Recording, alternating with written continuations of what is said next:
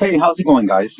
I want to talk about the elections that happened yesterday and what I think happened. I've heard a lot of hot takes on what people think happened. I think all of them, in my opinion, are just they're just kind of tap dancing around what I think is the truth, right? Not that I know better than anybody else. I just have a tendency to kind of zoom out and just take a different perspective that a lot of people just don't seem to um, they're just not able to take. A lot of people are very surface level thinkers, right? So here's what I think happened. um, to begin with, um, President Trump has a lot of wins for his second term. A lot of wins. President Trump has a lot of wins on his second term. The Republicans have almost no wins for this second term. Take that into consideration. We need to separate President Trump and Republicans. We need to separate the two. And then we need to ask ourselves, what have Republicans done under President Trump's second term? What have they done? They've passed the big beautiful bill, the BBB, right? What else? I'll wait. I'll wait for anybody to tell me what have Republicans done. The Republican Party. What have they done?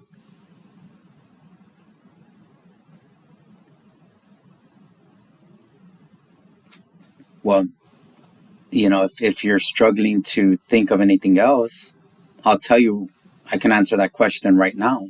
They've done nothing. Zero. Now, let's talk about President Trump. Let's talk about his cabinet. Let's talk what he's done, under his executive leadership from what he can do without the Republicans, right? Because what most people are failing to understand is 99.9% of President Trump's wins, which are wins for America, they have nothing to do with Republicans. They have zero to do with Republicans. These are things that Trump is able to do by himself or through his departments that he controls. It has nothing to do with Republicans or the congressional Republicans. It has nothing to do with them. Republicans have done nothing. They've done zero.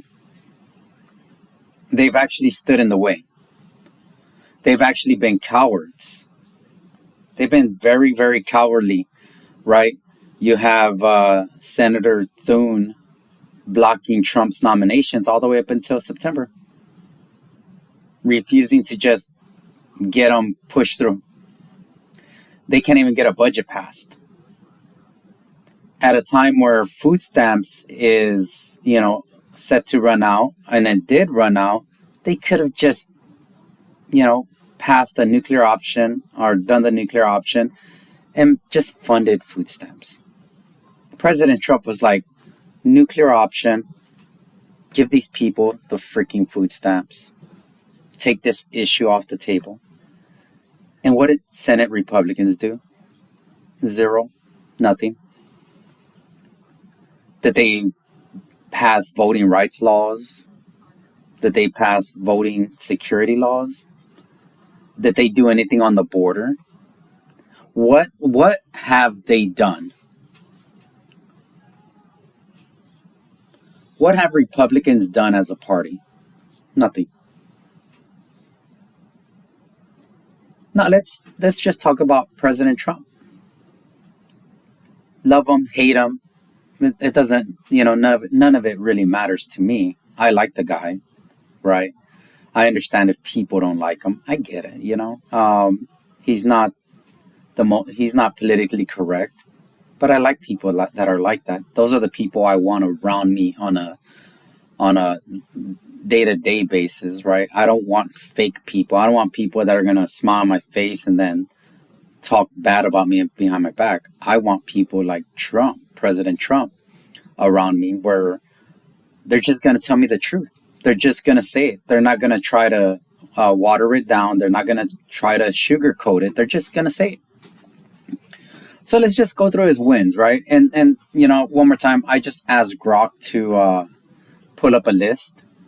I'm not going to go through all of them because there are quite a few, but one more time, these are President Trump's wins. These are Marco Rubio's wins, J.D. Vance wins. These are wins that didn't involve the Republican Party, except for one. Okay?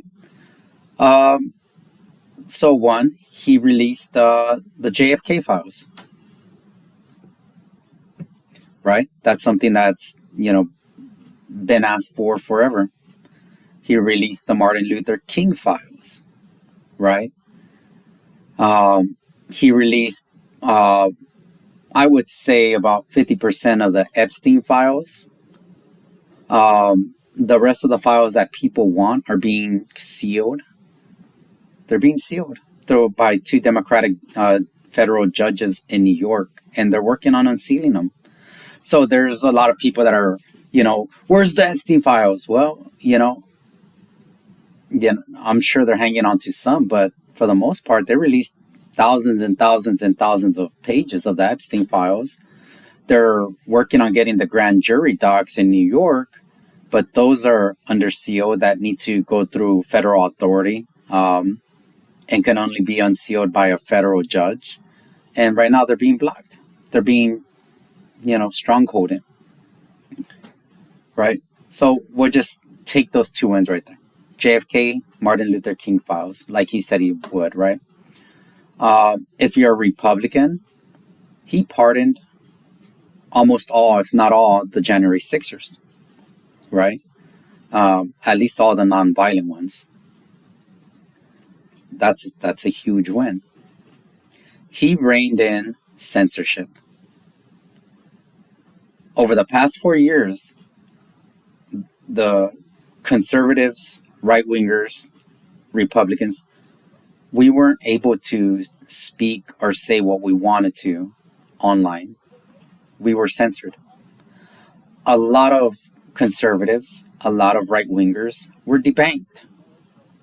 They had their bank accounts shut down, and they were not allowed to have a bank account.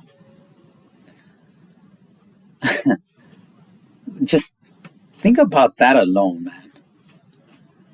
For having wrongthink, for having a different opinion than the one the government wanted you to have, they were forcing banks to debank you, to remove you, so that you cannot transact in a modern world. How disgusting was that? How disgusting is that, right?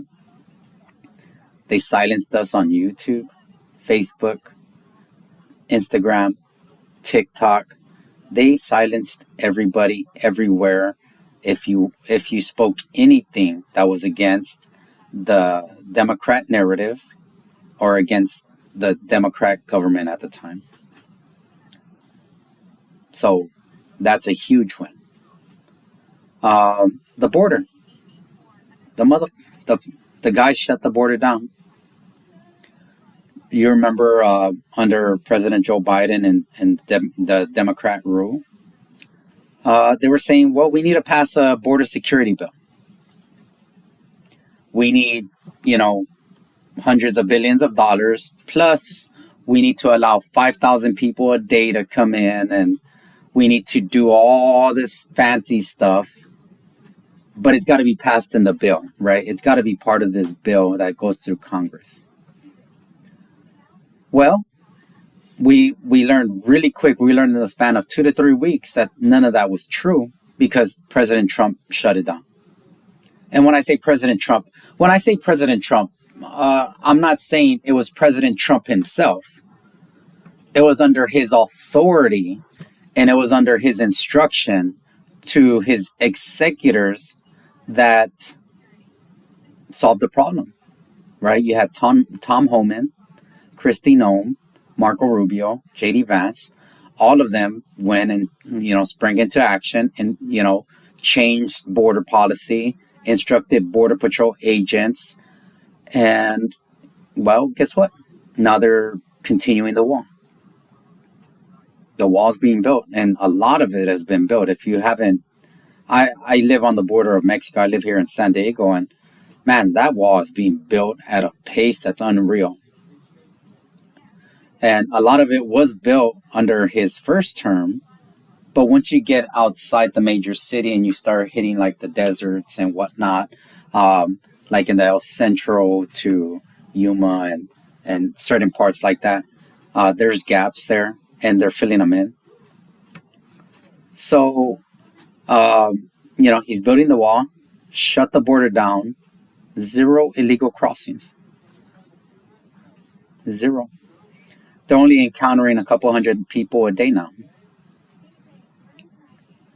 It's insane. It's insane. We had estimated 15 to 20 million people over the span of 3 to 4 years from 2020 to 2024 come here illegally. And since this year, 0. Those accomplishments that I just listed right now alone, if any president had done that, and during a 4-year term, would have been the most successful presidency to ever exist in modern history. That happened within the first 6 months. Okay? He passed the Big Beautiful Bill. This is where the only thing that the Republicans have done. They passed the Big Beautiful Bill. What did the Big Beautiful Bill do? Well, it removed a lot of tax on Social Security. For the most part, there's no tax on Social Security now. Can there be some tax on people who are high earners and whatnot? Yeah, but for them, it's essentially gone. They've removed no tax on overtime pay. Now, obviously, that is capped. I think it's capped at $165,000. So if you make $100,000 hourly and then you work, I don't know, 1,000 hours overtime. Once you hit that 165,000 threshold, then it starts getting taxed again. But if you work an hourly job, you're not making 165 even with overtime. It's just not going to happen, bro. So no tax on, and then no tax on tips. Now, this is the one that has people a little bit frustrated because essentially you are still paying tax on tips, but when you file your taxes, they're reimbursing you for it. It's like you're paying taxes, and if you pay too much, then they're going to reimburse you for it. And so that's what's happening. The strong point that comes out of that is that, well, there's no longer this penalty if you just don't report it. You're no longer under the threat of an IRS audit, and you're not under the threat of going to jail because you weren't going to be taxed on it anyways. So that's the really big play there. People no longer have to lie about the amount of tips they get in. Bro, like, what else? Right? What else do you want? That right there is huge.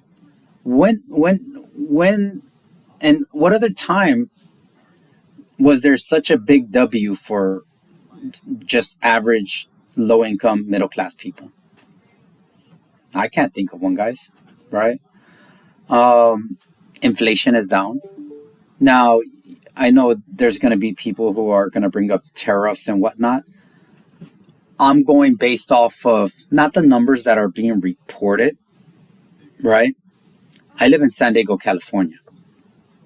I'm going based off of my receipts. So when you look at the numbers, inflation during Trump stabilized and they are trending down, right? I think last month it went up like 0.1%. Who gives a shit? Who cares about 0.1%? But that's a year-to-year rollover, right? But inflation is down. Remember, when he took office, when President Trump took office, eggs were at 10, 11 bucks a dozen. If you go, I just bought eggs this week from Walmart. $1.47 a dozen. $1.47. A 1,000% decrease. A 10x decrease. Guys, milk is down. I encourage you, if just look at your receipts, do a receipt comparison. Now, there are certain things that are up, like the cost of meat is up, but it's not up significantly from the time he took office. It's just people are realizing that meat is up. And meat has been going up for a long time. So, for example, here in California, the cost of pork continues to go up. But it's nothing to do with the ranchers. It has nothing to do with the ranchers, the farmers, or anything like that. It has to do with additional state laws that are being passed. So, California passed a law where ranchers and farmers had to put like pigs in air conditioned cooling and things like that. Like they made it more difficult to do main, kind of warehouse slaughter, a mainstream slaughterhouse type with pigs, right? Well, that added a lot of additional costs, a lot of additional utility, and that's being rolled over.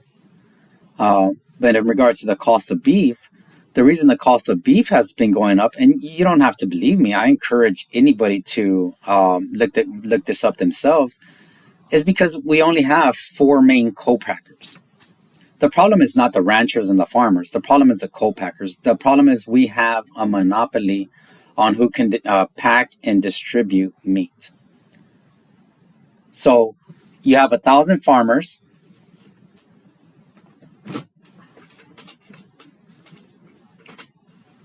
You have 1,000 farmers. All these 1,000 farmers have to sell their cattle to 4 co-packers. These are the industries that buy the cows, they slaughter the cows, they butcher the cows, they package the cows, and then they sell them to the grocery stores. There's only 4 guys. There's a monopoly. The question being asked, and the question that needs to be answered this year coming, the sooner the better, is why are ranchers not able to do a direct sell? Why do they have to go through co-packers? Why do they have to, why can't they not take the cows that they raise, have their own on-site butcher them, chop them up, package them, and just sell direct to customer? Why do they have to go through a co-packer, a middleman? This is the $1 million question. For some reason, it is one of the few industries besides pharmaceuticals where you have to have a middleman. In the pharmaceuticals, you have a PBMR, some shit like that. It's a pharmaceutical management rep, PMR. It's something like that, right? Don't, look it up yourself. I'm close enough. But anytime you have those middlemen, and those middlemen are forced to be there by law, you add an additional leg of cost, a lot of cost. And so that's why the price of meat keeps going up. Well, because guess what, guys? You have a third-party monopoly, and they are the only ones that can slaughter, butcher, package, and sell the meat direct to market. It's stupid. It makes no sense. Why does that exist? It needs to be wiped out. All 1,000 ranchers need to be able to just do their own butchering, packaging, and shipment, direct sales of meat. That right there would just 50% reduction in cost.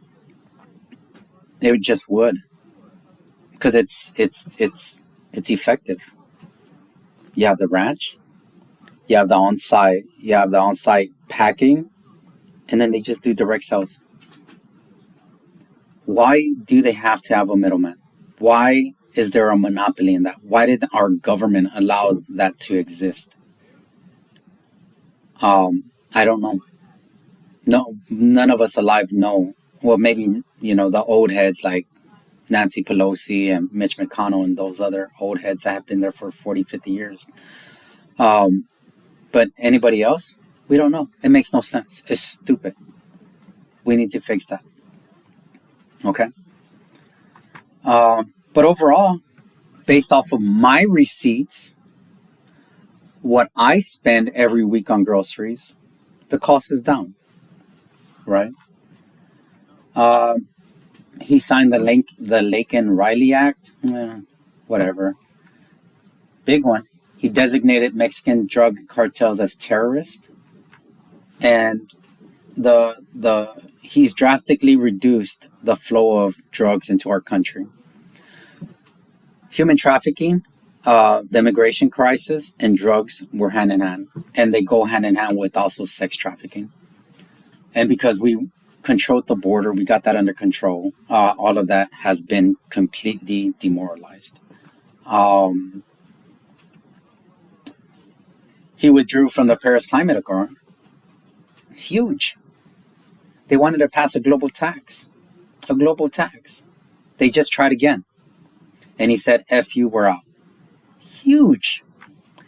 He pretty much said, fuck all that green energy stuff. We're out of that. Huge. Because we're no longer subsidizing that. Now, I know whatever your opinion is on green energy, wind farms, solar farms, hey, you know what? That's not the conversation. The conversation is whether that stuff is effective or not. And it's not effective. Solar panels are not effective. Wind farms are not effective. They're not. And if you're just being honest with yourself, they're not effective. The only thing that's effective is biofuels, natural gas, coal, oil, all that stuff that we can burn, that we can just pull from the ground or the air.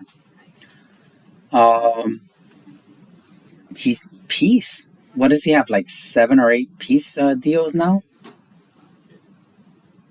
Not just that, but over the past, I think 30, 40 years since Reagan, Carter, all of them have been wanting to take out Iran's nuclear sites.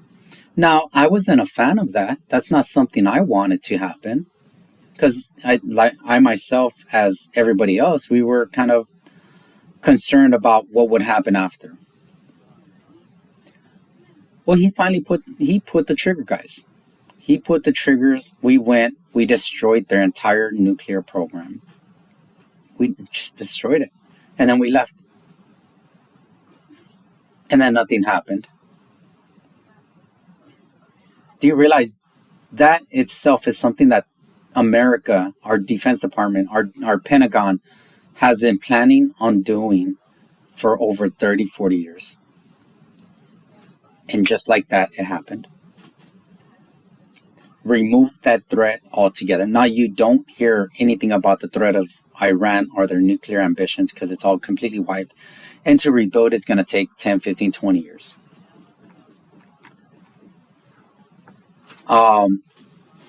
They essentially removed all vaccine mandates. They're removing all types of dyes from foods. They're reclassifying vaccines. Not all, but a lot. Jesus Christ. There's so much here. There's so much here, man. And we're not even talking about a lot of the economic stuff. For one, all the trade deals that are happening, the promise of investment. But here's the big one. So those are a lot of wins, right? But let me explain why Republicans lost. These are Trump's wins. These are the wins of the White House.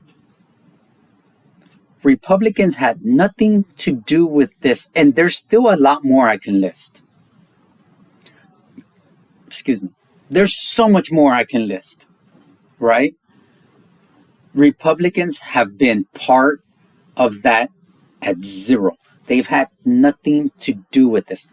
All the health stuff that they were winning on, the MAHA movement, that's Robert F. Kennedy. That's Nicole Shanahan, who's helping them in the shadows.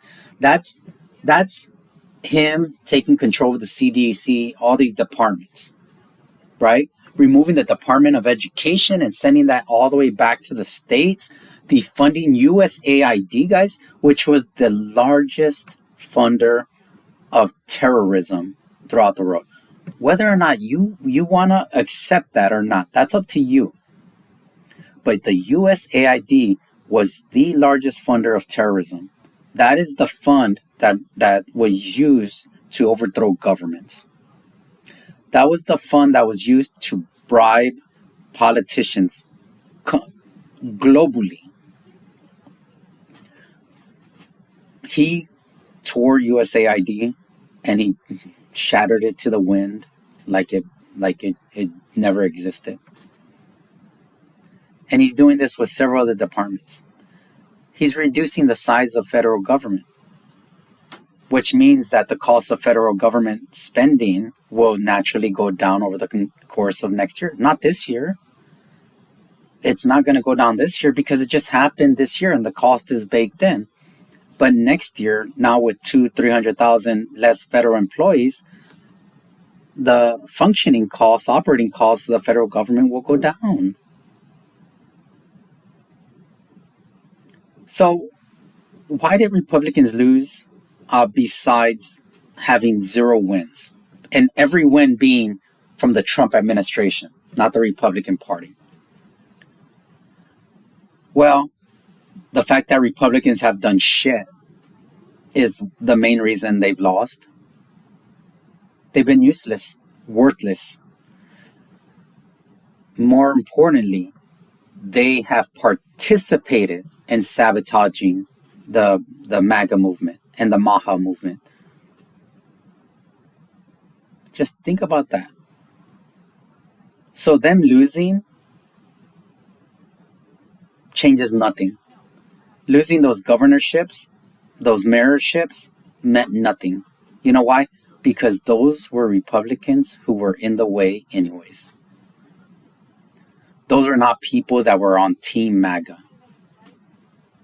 Those were the old head Mitch McConnell, John Boehner, Paul Ryan, rhinos. Nicotine.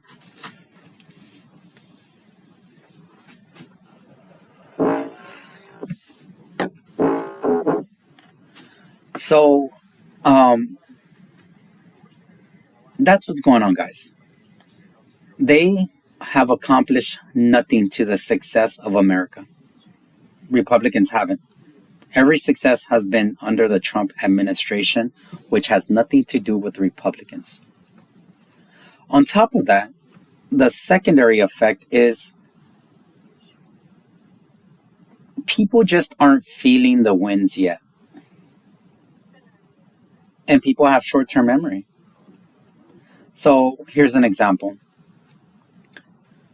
Mass migration. Everybody was terrified, except for a handful of people. Like, what the hell is going on here?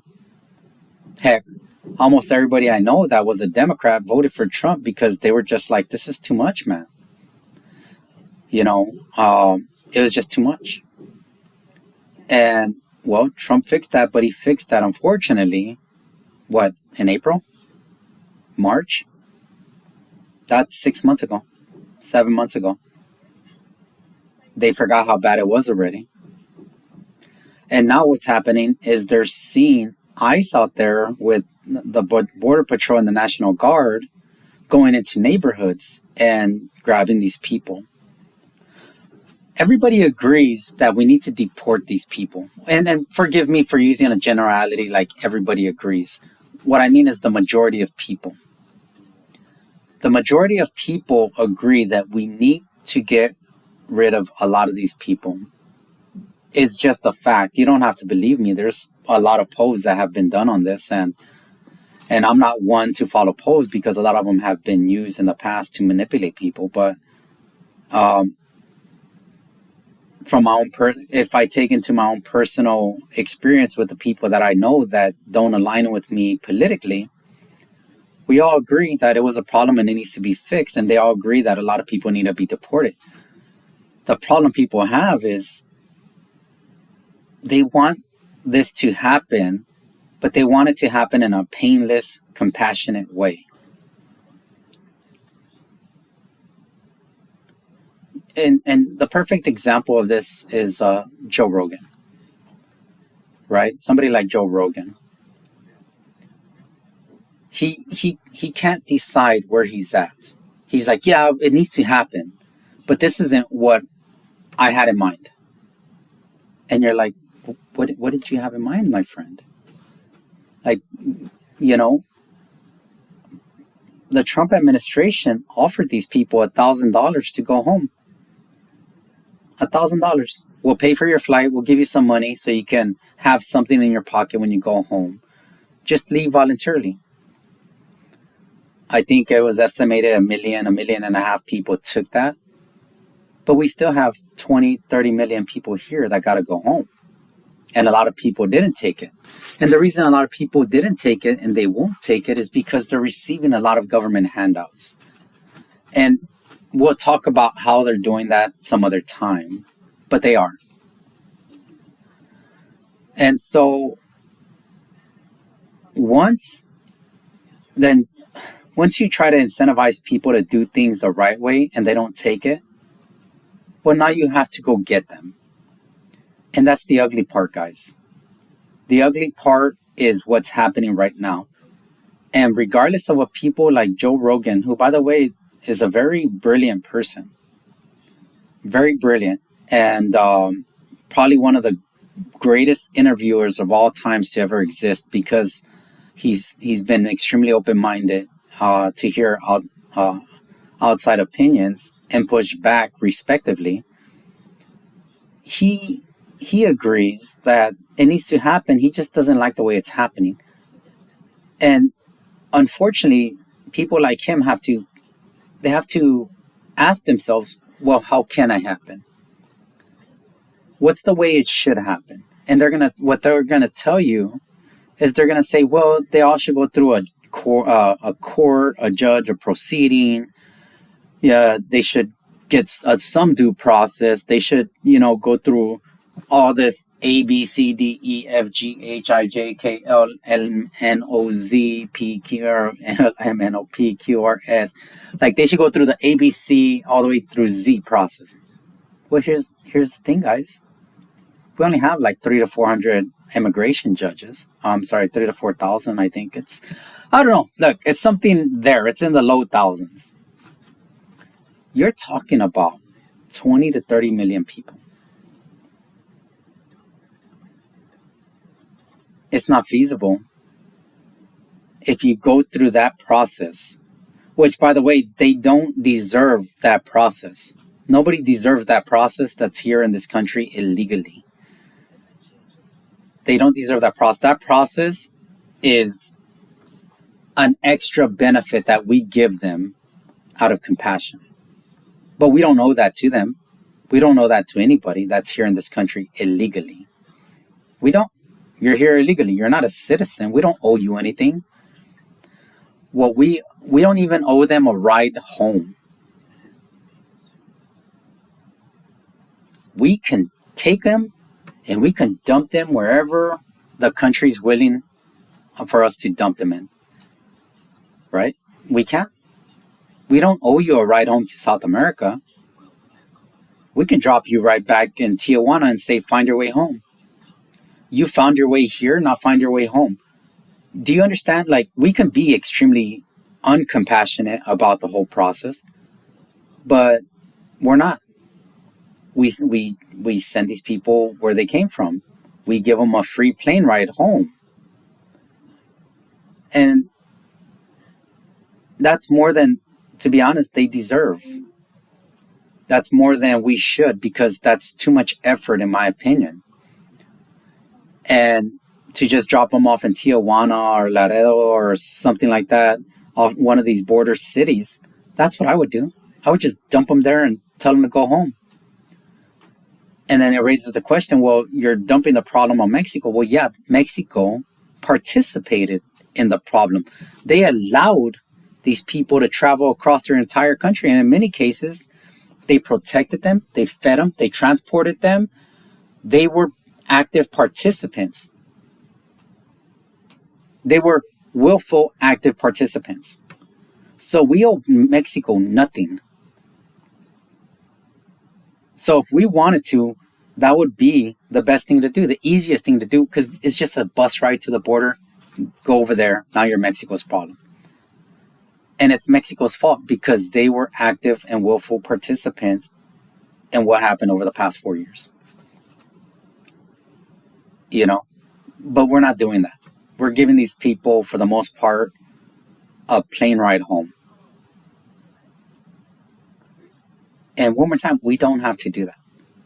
That's not our obligation as America. But people have short-term memory. They forgot how bad things were. They forgot that these people were getting $10,000 debit cards, $5,000 SNAP, free rent. I mean, they forgot. A lot of that anger dissipated when the border shut down. And well, they're seeing what needs to be done, and they just don't like it. They don't like the feeling that comes across them when they see this happening. But there's no other way to do it. That's the unfortunate truth. There's no other way to do it. Not when you're trying to clean house, when you're trying to reset the system back to factory settings. There's no way to do it. You just can't. It has to be quick. It has to be swift. And the optics, I know they look bad. But where's the compassion for Americans? As much as I feel for compassion for these people, where's the compassion for Americans? At what point in time do we receive compassion and be like, we got to do what's best for them? We understand your plight as a South American, as somebody from Uganda or Syria. Like, we understand your plight, but we have to first take care of them, the American citizen.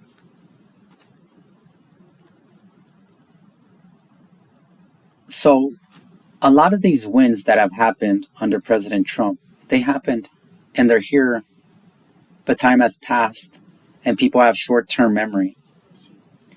And I believe President Trump's done about as much as he can do without congressional help. But what's left to do requires Republicans to get on board and pass the agenda, but they have failed. And they continue to fail. And they've been useless. They've been beyond useless. They've actually been saboteurs. I think that's the way you say it. Saboteurs. They have obstructed President Trump in many ways. They have partnered with Democrats to block the agenda.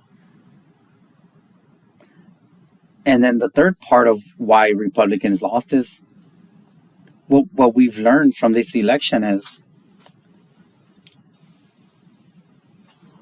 we like to think that the mainstream media, the legacy media, is dead. What we just learned is it's still alive. It's still well funded. It's still a well-oiled running machine. It is still out there scaring people to death. It is still out there being like, look, oh my God, and highlighting every little example that they can find and shoving it in people's faces to make it seem like it's this broad thing that's happening across America. I'll give you an example.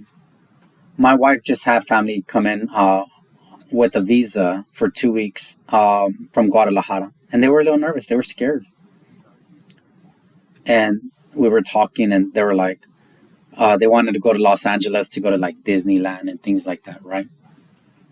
But they were scared that they were going to get picked up by immigration and deported, even though they were here legally on a visa, on a visiting visa. And I was like, no, bro, y'all are fine. Just go have fun. And they're like, yeah, but that's not what we see. I was like, yeah, but what you see is fake. Are there ICE agents, Border Patrol agents, and National Guard out there grabbing people and deporting them? Yeah. But these are people they're looking for. They're not just walking the street, pulling over anybody and everybody and saying, show me your papers.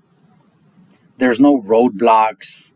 There's none of that. They already know who they're going after.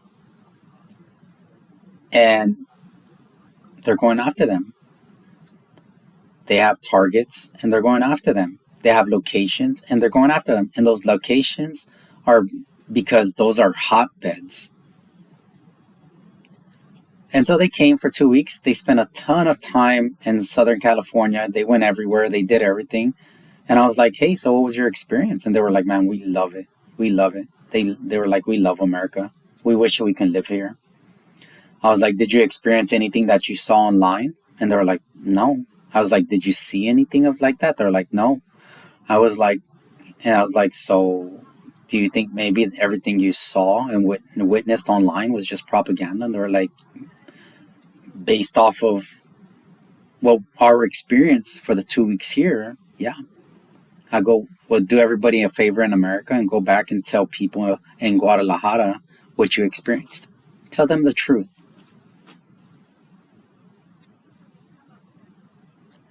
Look at me. Look at this beautiful brown skin.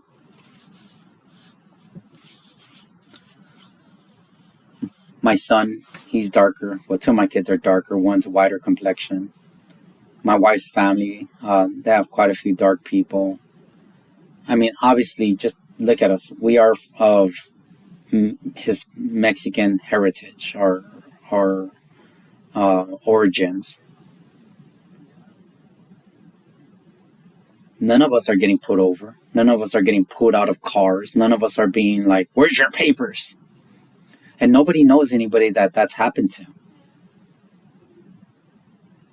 And when I say nobody knows, I'm not talking about across America. I'm talking about from the people in our family, and our families' families, and our families' families' friends. Nobody's had that experience that's an American citizen. Nobody. Nobody's had that experience. Because, one more time, the government already knows who they're going after. They know where these people are, and they're just going there to get them. And if people get in the way and they obstruct, then yeah, you're going to be dealt with as you should be dealt with.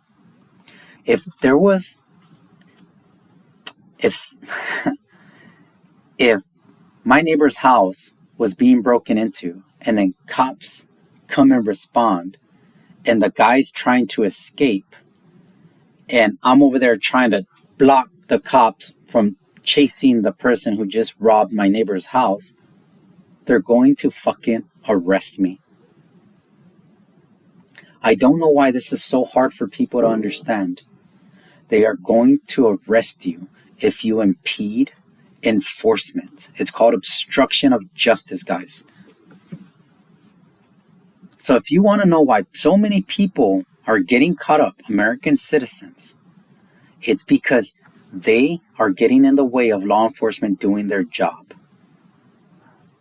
It is no other reason other than that. They are getting in the way, and then afterwards, once they get detained, here comes the news media, the legacy news media, and then they frame it as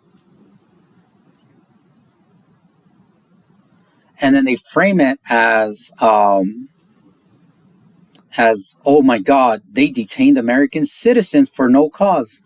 Well, there was cause. You obstructed justice. And in no other scenario and in no other environment would we even have a conversation about it.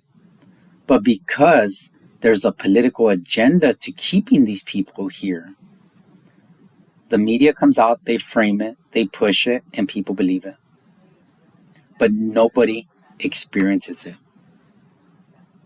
Nobody. I challenge anybody that might listen to this. Find somebody who's experiencing what you're seeing online. Just find it. Good luck. Good luck. So you have short-term memory. You have the legacy media still well-oiled, well-functioning, and it's still able to convince a lot of people out there that all these horrible things are happening, but nobody's experiencing them. But because they see it online, they see it through the TV, they believe it. They're convinced it's happening. They're convinced that oh my God, every Hispanic, even if they're American citizens, by the way, Hispanics are not American citizens. American citizens are American citizens. If you're of Mexican descent, you are an American citizen. You are not Mexican. You are not Hispanic. You are just American. The legacy media is still just as powerful as it was back then. Maybe it lost a little bit of power, but they are still functioning, bro. And that's what we learned. Even though independent media, even though podcasts, even though the digital version is out there strong and functioning, man, that legacy media still holds so much power, bro. And I think that's one of the biggest takeaways. One of the biggest takeaways from this election is they still have a lot of power to convince people of whatever it is they want to convince them of. Useless Republicans. Useless Republicans. The primary reason we lost. It had nothing to do with Trump. And it had everything to do with Republicans accomplishing this. Dick and balls. Gawk, gawk. They've done nothing, guys. They've done the opposite of nothing. They've stood in the way. They've obstructed progress. And then the last thing I want to put out there is, look at Mamdani, bro. Look at him. He's young. He's attractive. He's got a really great smile. No homo when I say all these things. He's cool as fuck. And he's charming. He has what people call the it factor. Obama at one point in time had the it factor. Obama no longer has it. He's trying to regain it. He's trying to get it back, but he lost it. He doesn't have it no more. Mamdani, on the other hand, AOC, and to a certain point, Jasmine Crockett, they have that it factor. There's something about them that you can ignore their words and what they're saying, and you just like looking at them. The way they talk, everything.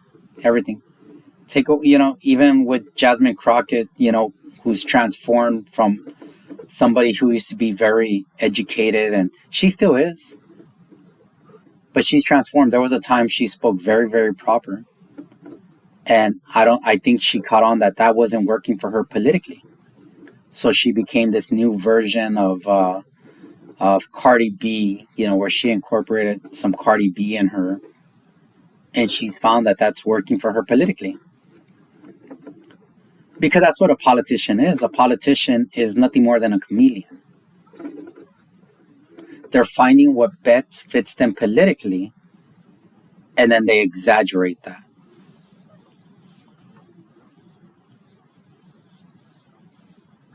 Mamdani won because he had all those traits I listed. And who the fuck did they run against him? Andrew Cuomo? Are you serious? Andrew Cuomo?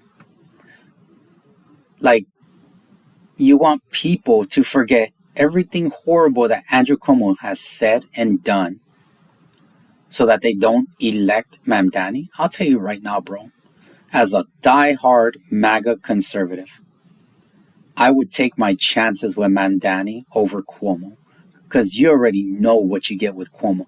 And I know there's going to be, some people out there that if they listen to it, they're going to be like, you're crazy, Mamdani's a socialist, communist, and that. Like, you know what, guys? What was Andrew Cuomo? What was he? He was everything you're accusing Mamdani of being. The difference is we have no record of Mamdani being any of that yet. Zero. So I'll take my chances with that one. We already know what you get when you go through door number 1, Andrew Cuomo. You get socialism. You get the communism. You get everything you're accusing Mamdani of potentially being. The difference is we have no record of Mamdani being any of that yet. We just have words. Let's wait for his actions. Let's see what happens. But as somebody, I didn't vote in the New York because I don't live in New York. But if it was a and B race, I would have voted for Mamdani over Cuomo any day. 1,000,000 times over. Don't care. And then who did they put up against Andrew Cuomo and Mamdani? Curtis Sliwa. Who, by the way, like, he's a hardcore New Yorker, man. He's a hardcore New Yorker. But here's this problem. He wore that stupid ass red beret. And this might sound shallow. This might sound silly. But that made him look crazy. All he had to do was take off the red beret and just take it off. Because nobody remembers why he wore that red beret to begin with. Because this isn't the 60s, the 70s, the 80s. We're in 2025, bro. Nobody remembers what you did. Nobody was even alive when you did all that stuff and patrolled the streets with your red beret, guys. But that red beret gave an optic. It gave a bad optic. And I don't know if the loss belongs to him or the people who are surrounded by him, who never told him, take the stupid ass beret off because you look crazy. It would have been this equivalent if Mamdani put on one of those Arab, outfits from Saudi Arabia or something, and the male version of the burqa. It would have been the equivalent of that. And nobody told him, guys, bro, Sliwa, take that shit off. Nobody told him, guys. He didn't know that shit made him look insane. It made him look like he's gonna go gather a bunch of white people and start beating the shit out of people. Bro, they ran a person who might have been a good fit for New York. I don't know. Sliwa. But he just had the wrong people around him who were advising him wrong. And then you had the machine. You had the machine trying to bring Andrew Cuomo back to life. And then you had a separate machine who picked somebody who was charismatic, young, good looking, cool as fuck. And guess what, guys? He's different from Andrew Cuomo. He's different from Bill de Blasio. He's different from Eric Adams. He's different from the old guard of politicians. And people are thirsty for something different than what we've had. That's why he won. People want something different, which is why Trump won. The last thing I want to say, because I can't believe I've been talking for 55 minutes and 1 second now. 2 seconds, 3 seconds, 4 seconds, 5 seconds. I want to talk about rich people. I want to talk about the people with money and power. The people with money and power, guess what? They're out there, they're screaming and yelling. If Mamdani wins, we're leaving New York, we're taking our money, we're gonna go somewhere else.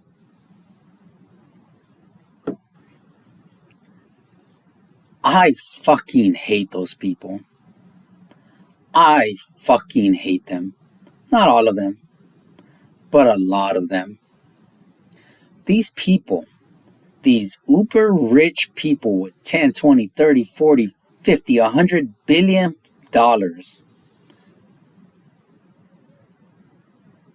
they create the system. They're the ones that put these people in power. The Nancy Pelosi's, the Chuck Schumers, the Mitch McConnells, the Paul Ryans, the Mitt Romneys. They're the ones that put these people there. They're the ones that finance them. They're the ones that help create the system that exists right now in New York and in California and a lot of other places, every place actually. They create the monster. And they create monopolies. They stifle capitalism. They actually ensure socialism, but they ensure it to where they win and nobody else wins. They create this monster. And then when the monster comes looking for them, then they're like, well, we're going to take our money and leave. Fuck you. Fuck you. You should be forced to stay with the monster you created. You helped create this monster. You should not be able to leave and run with all your fucking money somewhere else so you can wash, rinse, repeat the disaster you fucking created. You should be forced to live under those circumstances. You should be forced to pay every fucking tax that this man wants to pass because you created the system that eventually led to somebody like Mamdani. And now that monster's come looking for you, you're gonna run? That shit disgusts me. It disgusts me. All these people with money running to Texas, Austin, Texas, running to Nashville, Tennessee, running to Florida. All these safe havens with all their money and greed. Fuck you. You created the system. You're the ones that created all this to enrich yourself because it was never enough. It was never, ever, ever enough. Nothing was ever enough. It was never enough money. It was never enough property. It was never enough yachts. It was never enough of anything. It was never enough power. You had to have more and more and more.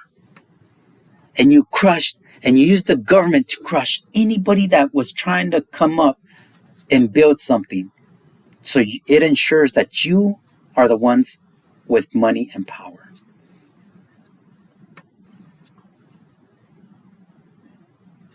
You should be forced to stay there. You should be forced to pay any fee, any tax that these people are going to impose on New York and in California. You should not have the ability to run away with your fucking money and your fucking assets because fuck you, you created this. And now that it's coming for you, you run like a fucking coward and you leave all the normies with the system that you created, with the monster that you created, that you were responsible for. Fuck you.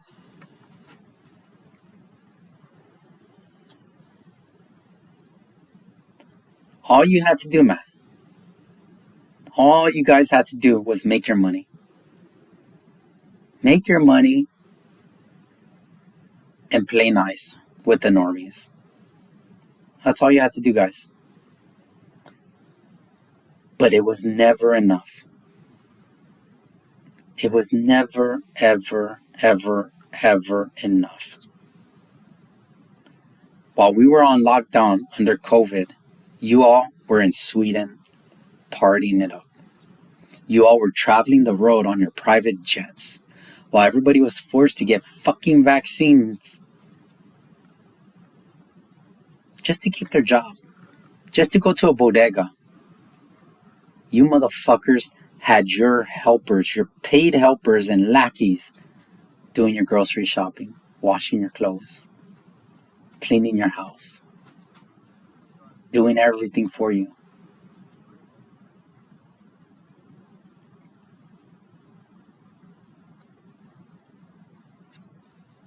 It was never enough.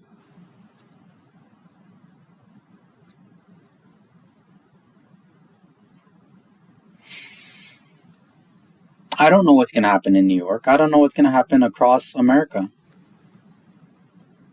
I don't know. But I think there's a lot of people like me, conservatives and Democrats, progressives, where we all agree. I think a lot of us we're at a point where we are willing to allow it to burn the fuck down.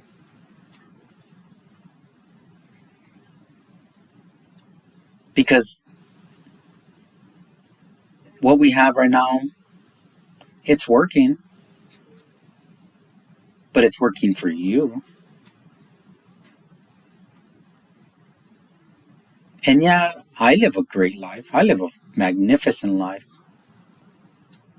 Me and my wife, with my 4 kids, we live a great life. But you created the circumstances that made it 1,000 times harder to live. All because it was never enough. And you used government to fuck us.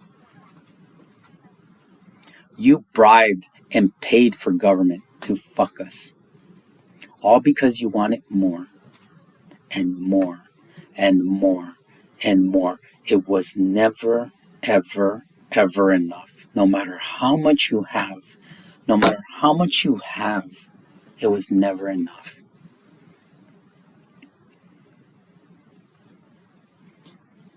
And all we wanted was just a house, a couple cars, a safe neighborhood, good schools. That's all we wanted. All us normies, that's all we wanted.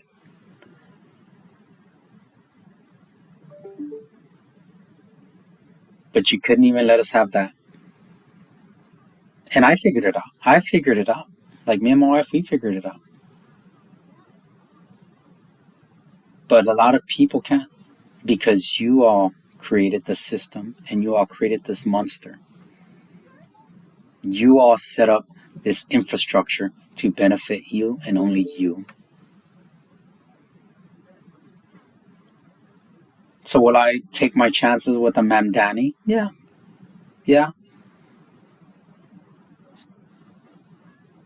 Why? Because we already know what's down road number 1, the Andrew Cuomo. We already know what's down there. And it's much more of the same. Mr. I'm going to go kiss the wall in Israel. Let me kiss some Jewish ass. And for the record, I don't hate the Jews. I've known a lot. Same thing like Muslims. I know a lot of Muslims. Good people, man. I know a lot of Indians. Good people. Most people in the world are good people. But it's always the same type of fucking people. It's the people that already have so much. It's never enough. You fucking Muslims and Jews and Indians with all the new Chinese, all you elites with all this fucking money. It's never enough. Never enough. All you white people, it's never enough.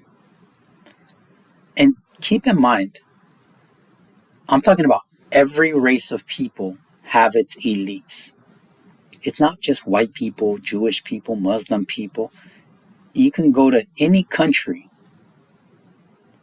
South America, Mexico, Canada, Iran, North Korea, and it's always that top 1% that just cannot ever have enough.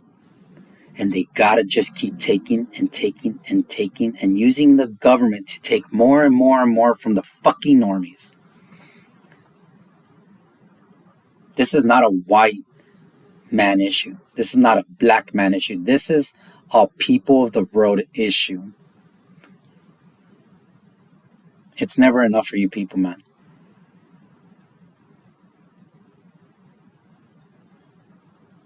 All you have to do is make your money and then just let other people try to make their money too.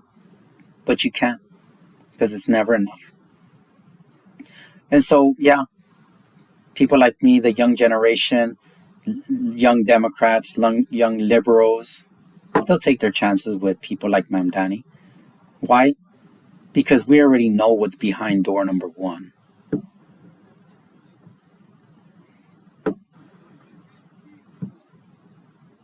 Can it get worse? Yeah. But at least it's something new and different. It's not my bread of politics. Like, I don't believe in socialism, communism. But I am not naive enough to believe America is a capitalist country. We are not. I did a full hour on this shit 2 episodes ago, I think. Something around there. Where in America is this capitalism everybody talks about? Where? Point it out. Point it out. I want to see this. I want to see this unicorn they call capitalism. Where the fuck is it? Where is it? I haven't seen it. Where is this? Where is this beautiful capitalism that everybody talks about? Where is it? The definition of capitalism is the free exchange of goods and services between two or more individuals. Free exchange. I have AirPods.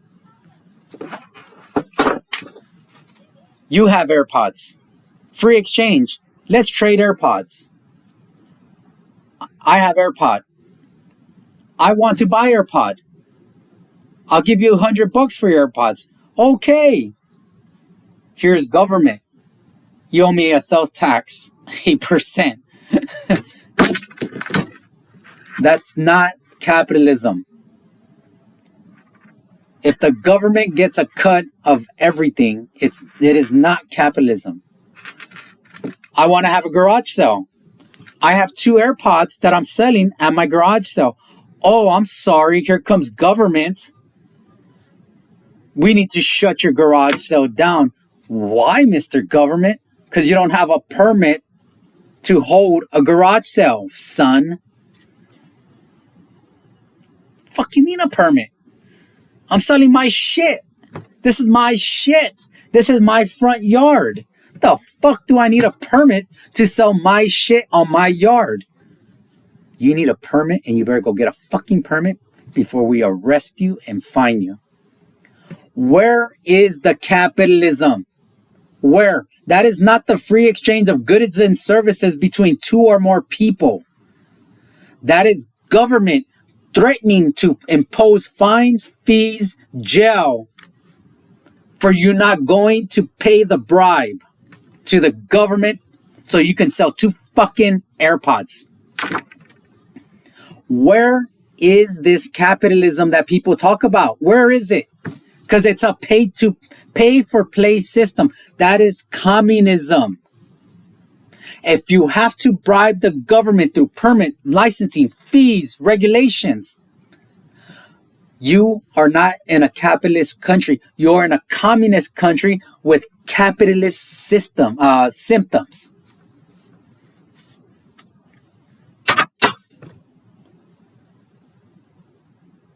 I really wish people would awaken to this.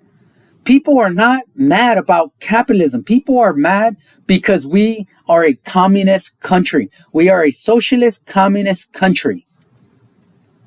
We have symptoms of capitalism, but it's only symptoms for those who have enough money to play the game. Everybody else is fucked.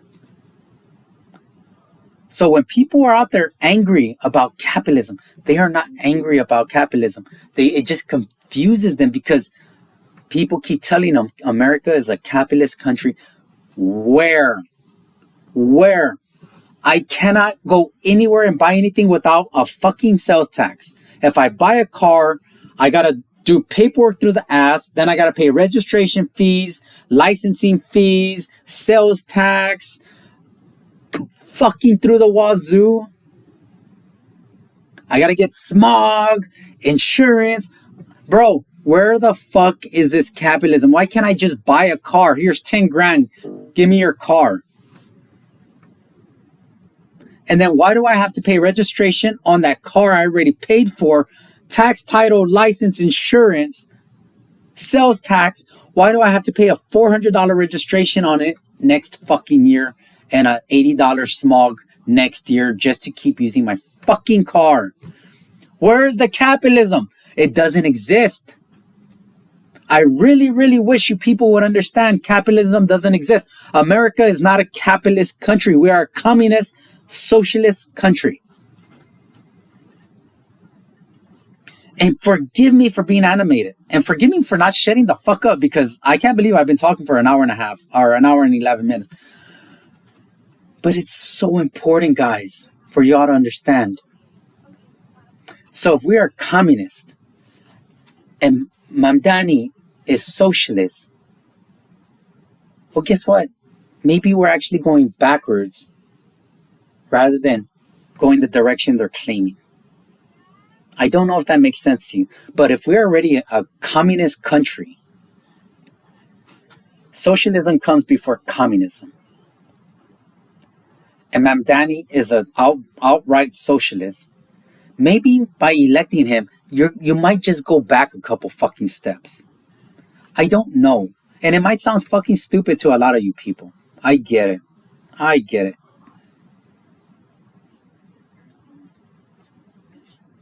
But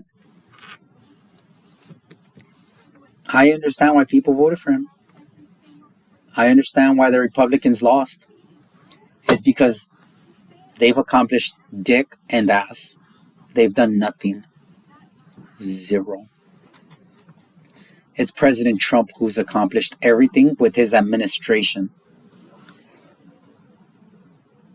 He's done everything. He's the one that shut the border. He's the one that got all these peace deals. He's the one that got all these trade deals. He's the one that got the price of eggs and groceries down and the price of oil down and gas down. Everything has been his win. There's been no Republican involvement. So why the fuck will people keep voting for Republicans when they have zero wins? At least the Democrats can put up a charismatic person. A good-looking, young, charismatic person. Who do we put up?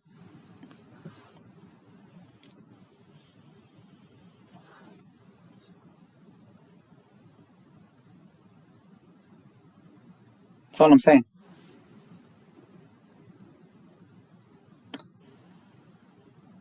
I really wasn't expecting to talk this long, and forgive me for all the cuss words and nicotine and all that. But that's my opinion. I am a proud Trump supporter. I think he's doing amazing. But as a person who votes for Republicans most of the time, and if there was a saint, like I would vote for John Fetterman. I would have voted for Tulsi Gabbard and Robert F. Kennedy if they were still Democrats because they are smart, reasonable people. They're not insane. And I agree with a lot of things they put out.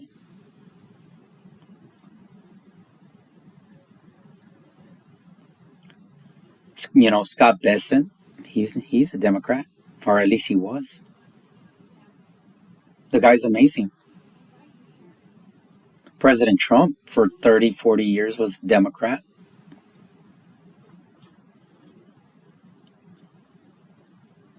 It's just, yeah,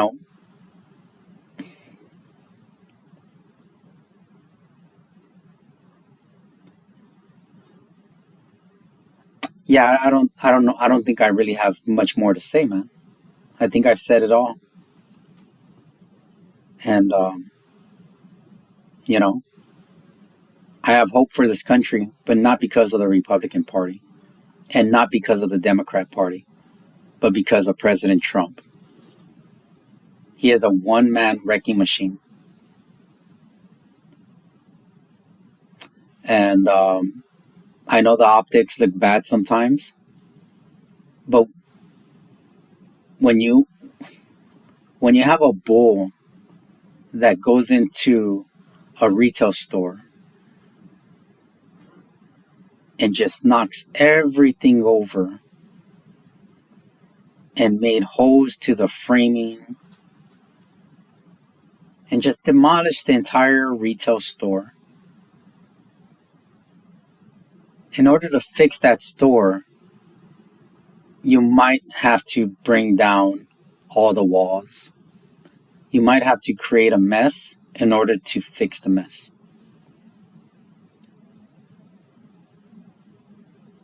It's just the way it is. If you ever remodeled a home or taken on, big jobs where you have to completely flip something, shoes, a car, you know that in the process of fixing it, you're going to create a bigger mess. You buy a car with a bad engine, well, guess what? You got to take out that engine. You got to tear that engine into 1,000 parts, get oil everywhere, get somebody to maybe, resurface the headers and, buy new cranks and things like that. But you're going to create a mess in the process of fixing the mess. And this is what fixing that mess looks like. It's messy. And I understand it looks uncompassionate. But if you are serious about fixing the mess, this is how it looks. If you're not serious about fixing the mess, this isn't how it looks. The way Joe Rogan describes it and all these other people describe it, that's how it looks when you're not serious. When you're not serious people, that's how it looks. But when you are, this is how it looks. It gets messy. It gets ugly. Thank you so much for your time. If anybody watches this and makes it through the whole video, I really do appreciate it. When I make these videos, to be honest, a lot of it is just me venting my thoughts and my opinions because I'm not surrounded by people who can have these serious conversations. I'm just not. And I'm not one who's going to have a conversation with somebody who gets overly emotional and just starts, trying to scream their positions. I just like talking. I just like bouncing ideas. And I love talking to people who disagree because I like understanding why. And unfortunately, I'm not surrounded by people who are capable of that. And so I come online, I throw my piece out there, and however I come off looking, I come off looking. If I look crazy, I sound crazy, I understand. Like, I'm going to sound and look crazy to some people. But this is essentially my way of getting my thoughts out of my head. And, if anybody watches it, I appreciate that. If not, I completely get it. There's much more interesting and better looking people out there that are more articulate than me and probably don't curse or anything like that. I completely get it. I also, the reason I make these videos is because I want to have a record where my kids can go back once my time here on earth is gone and they can see where their daddy stood at what point in time, because I'm proud of where I stand. I'm proud of where I stand, why I stand there. It took me a long time, a long, long time to figure out who I was and what I believe. And so I'm very proud of the positions I hold because these are positions that took a lot, so much just trying to understand who I am and what I believe. It's not an easy journey, guys. It's not. It's so much work. And to be honest, like, my positions do change periodically once in a while. Once I hear a really good argument I've never heard, I'm like, wow, I never considered that. But, you know, I do appreciate if anybody makes it this far. I really do. Thank you for the time. And, I hope you have a great week. It's going to be interesting to see what comes out of these elections. I pray that Mamdani's successful. I pray that Mickey Sherrill and all these other people that won, I hope they're successful. But I hope they're successful for America. I hope they're successful in doing what's right for the American people.